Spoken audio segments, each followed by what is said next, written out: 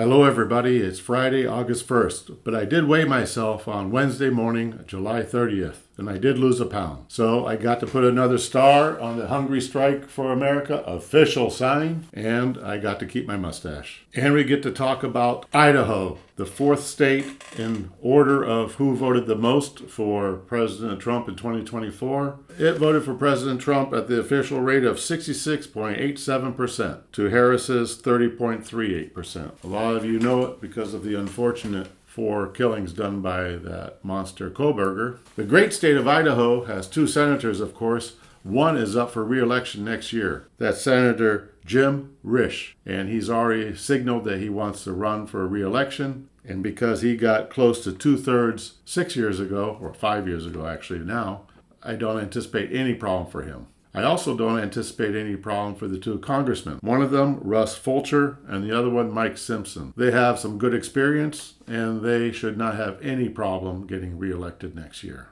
Now, the reason why I got delayed in making this video from normally doing it on Wednesday till today, Friday, was I've been doing a couple days of research on the subject of redistricting since I started dabbling in that last week, and then I came across a video done by Steve Hilton on the subject regarding California. And I was getting very confused by everything, and then I looked into it enough, and I came down to the bottom line that each state can do redistricting as the controlling party wants to, and each state is different in how they do it. But the bottom line is whoever is the majority controlling party in the state has a lot to say with how the congressional seats and state legislature seats are redrawn. In Texas, they're in special session right now to determine whether or not to redistrict and how to redistrict. As you've heard on the news, they could get as many as 5 seats. Ohio has to redistrict this coming year. The reason for it is a couple elections ago, the Democrats did not agree with the Republican redistricting drawings, and after they got all done with all their talking and gnashing of teeth, it got implemented, but it has to be redrawn. So actually, this will probably not serve the Democrats well that they argued 2 times ago. That could get as many as 2 additional seats for the Republicans.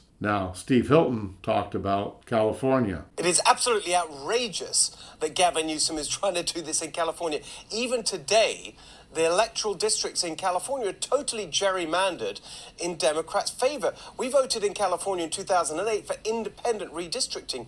The Democrats hijacked that. So now, for 40% of the vote in California, Republicans only have 17% of the House seats. Gavin Newsom wants to make it even worse, so that Republicans have just 7% of the House seats for 40% of the vote. It's unconstitutional because the California Constitution says you can only change the districts once every 10 years. It's illegal because we have this independent so-called districting process. And so I've made it clear, if he tries to go ahead with this, I'm going to block it. I'm going to file a lawsuit. We're going to get an injunction. California has actually already done a lot of gerrymandering. They get 52 House seats right now. Used to be 53, but because they in the last 10-year census, they lost one, and they'll be losing some more. With 52 House seats, 43 are Democrat and 9 are Republican. That's a pretty low percentage, and Governor Newsom has threatened to even lower it some more. My belief is this would backfire on the Democrats because there's a resurgence of Republican Party people in California, and in order to gain additional seats, they would have to redistribute the Democrat voting in such a way as to make it a little bit touchier on some of the House seats. So they actually could end up losing seats in the actual elections in 2026. Be that as it may be, the idea about districting for congressional seats is a state-by-state item. And even if all the seats are Democrat or all the seats are Republican, a lot of times there's not a lot to choose from. For example, North Dakota only has 1 congressman. So it's either going to go Republican or Democrat. It has nothing to do with how you draw it. It's the whole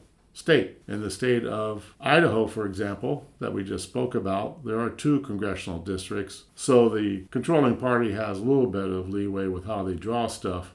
But the bottom line is the state's going to be cut in 2. The state of Florida that I live in, and state of New York, and the state of Illinois, and the state of California, and Texas, the bigger the state as far as population is concerned, a lot more artistry can be used in the gerrymandering system. And there are some really wacky looking congressional districts, at least the way that they're drawn. The whole thing has got me to remember the AA prayer. Remember, the courage to change the things I can, the patience to accept the things I can't, and the wisdom to know the difference. And in this case, at this time, I myself am not going to get too much involved with the redistricting other than to keep track of it. So let's talk about some news items. First of all, President Trump.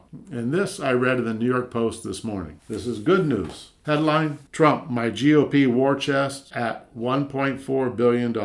And I'll read the first paragraph. President Trump has secured $1.4 billion in funding commitments since winning the 2024 election, filling his war chest to help Republicans keep the House and Senate in next year's midterms, a source close to the commander-in-chief told the Post Thursday, which is exactly what I'm interested in. You know, if the Republicans lose control of the House in 2026, the Democrats will be spending their time doing two things: blocking Trump everywhere they can, and impeachment, impeachment, impeachment. Don't want that, and the way of keeping the House in 2026 is by expanding the majority in 2026 and expanding the Senate majority also. So the other things that are relatively recent news about the 2026 elections is the recently former governor of North Carolina has decided to throw his hat in the ring for becoming senator. Former Democratic North Carolina Governor Roy Cooper just announced a run for Senate in his state. It kicks off one of the most high-profile and likely most expensive Senate contests of the cycle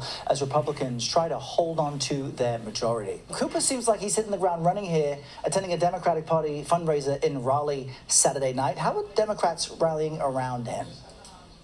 They are, big time. You know, Cooper is the popular former governor. He's entering into this Tar Heel Senate race, which, as you said, Errol, is expected to be one of the most closely watched of the 2026 midterm cycle. He's a big recruitment win, Errol. I mean, the Senate Democrats have been trying to get him to run in this race for a while.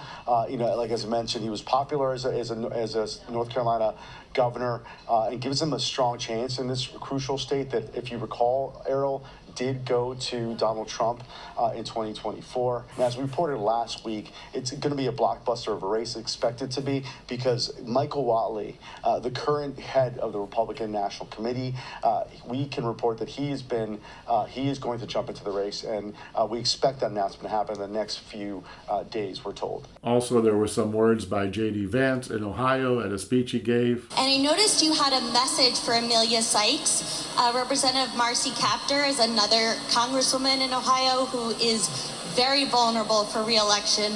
I'm wondering if you think their vote against this bill will come back to hurt them in the midterms, and also if you could speak to how the Republican Party is using the bill to help them in the midterms for 2026. Well, I think the way Republicans are using it to help us is pretty simple. We think this is a great bill for the American people. We think it's great for the incredible American workers that I see smiling up at me right now. They're getting a little hot, I can tell, but we're having a good time, and the bill is good for them. And so it's going to help us, because when you help people, when you give people a tax cut, when you lower taxes on overtime, I believe the people will reward you with their votes. That's what it's all about. If you go to Washington, you make some promises and you keep those promises, that's how you earn people's trust, that's how you earn people's vote, and that's what I think is going to benefit the Republican Party, because we made those promises. We said we're going to cut taxes on tips. We said we're going to cut taxes on overtime. We said we were going to penalize foreign nations and foreign corporations for taking advantage of American workers, and that's exactly what President Trump has done, and I hope that people will reward us for it. But yeah, anybody who voted against it, I think they ought to pay a penalty, because they voted against all those great things for the people of Akron and the people of northeastern Ohio. You know, Marcy's, I guess her district is in northwestern Ohio, but you've got a lot of manufacturing and a lot of energy workers in northwestern Ohio that would have benefited from her yes vote. They didn't try to make the legislation better. They just attack, attack, attack, attack. All they care about is impeaching Donald J. Trump. They don't care about whether your groceries go down. They don't care about whether you get a raise. They don't care about whether you have a job next year. Their obsession in government is letting illegal aliens into this country and attacking Donald J. Trump. I don't think the American people should reward that broken style of politics. Not they're going to November 2026. Well, that's it from me. It was a very busy week for President Trump and his administration. I would normally say focus around tariffs, but he did all kinds of stuff. So God bless President Trump. God bless America. Hope you have a great weekend. Try to see you next Wednesday with a mustache. Have a great day. Bye-bye.